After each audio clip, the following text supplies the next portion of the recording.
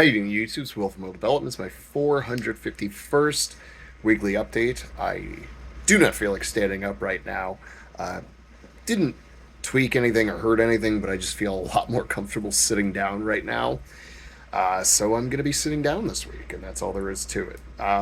Training this week has gone really well, actually. I'm trying to remember what Monday was about. Squats went really well, surprisingly well. Maybe not surprisingly well, but it's just felt really good and strong. And then Tuesday's pressing, my strict press is coming back. At one point, my strict press was like almost 90% of my push press, but I've been focused on push press for so long now that it really struggled. So it's been good to get it coming back lately, over these last couple weeks, and getting it back to where it should be. Ultimately, I'd like to be like strict pressing in the twos, and then obviously push pressing in the mid to upper twos. That's the goal. It's not going to happen this training cycle, of course, but at some point, that would definitely be the goal. Wednesday I was off. Luckily, this week pouring has not been that huge of a thing. I think I poured a total of like, I don't know, barely 1,500 pounds this week. More tacky pouring than stone pouring this week. So it's probably has a little bit to do with why I've been feeling a little bit better, and quite possibly why the training has gone better too. It also sort of feels like I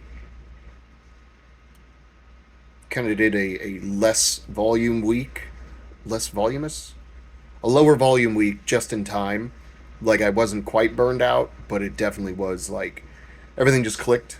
So I think it worked out good this week.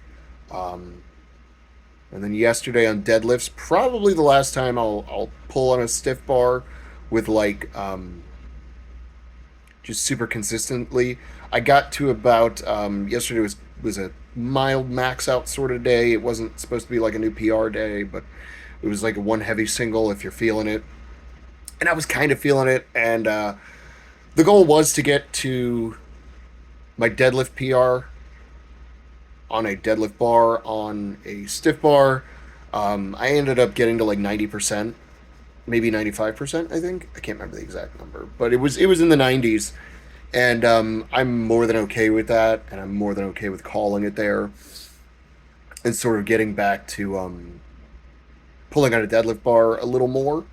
I just don't want to get like accustomed to it, so probably what I'll end up doing is sort of switching between a lot of different bars throughout the next cycle, which should be starting up in about 4 weeks. Just want to get my feet wet on deadlift bar again over the next 4 weeks, and then when that's done, I'm gonna be sitting down and figuring everything out and working on a lot of different weak spots, and filling a lot of the holes in my strength game. And that's just gonna come from a lot of variety, you know, doing the movement, but just with different implements. Instead of doing back down set on squats with like front squats, we'll do sandbag extensions or stone extensions one day, that kind of thing. Just so I can stay familiar with the implements. Instead of doing say RDLs, we'll just do like light adjacent yoke runs or even just yoke picks, that kind of thing. Just to kind of work everything around, and just keep trying to keep the variety there. And in that same vein, deadlifts will be over the course of a month, touch the deadlift bar twice, but then one week hit a stiff bar, knowing that the weight will probably be a little bit lower, and then another week hit like the axle bar, knowing that the weight will also be a little bit lower. And then over the course of like 2 or 3 months, hitting partial pulls and deficits, here and there, just to make the intensity a little bit higher. And especially since it's strongman, you never really know where you're going to pull from. So it would be good to just have, every once in a while I pull from a 13 inch. Every once in a while I've pulled from a 16 inch or an 18 inch. So I know, or even a deficit, right? A 1 or 2 inch deficit. And just knowing, okay, I have it here that last time I did 18 inch, I was able to do X number for 5 reps, that kind of thing. So at least I have an idea of where my starting point would be, or should be, that kind of thing. So yeah, going to be a lot more variety. And pressing tonight went really good. Was able to get to 95% on the normal log that I use, which I want to say is like an 11-inch outside diameter Titan. Hate the handles, but man, the clean felt like nothing. It didn't even feel heavy on my chest, and just dip and drive, and went really well. Probably could have gone to like 105% tonight, but instead I got a little greedy, and I was like, you know what, I'm just going to call it on this log. I would like to try to press the big 12-inch wooden log we have, because I've missed it before, and I know I was close on it, so I'd really like to try to give it another shot. And originally I was like, well, I'll just clean it a few times to try to get used to it, but then when I cleaned it, I was like, it doesn't feel particularly heavy on my chest or in my hands. But, you know, it's a different animal. You know, with wooden logs, there's so much more weight. The weight is distributed a little bit differently than on a hollow metal log. So, like, there's a lot more weight, like, right at the top. You know, if you've got the handles pointing up, well, I guess the handles pointing perfectly horizontal to the ground, parallel to the ground. It just makes the weight at the top so much more different. And then if you make even one little mistake, and that handle's not pointed exactly in the right direction, there's so much weight on the front of it that when you go to dip, it just wants to rip you down.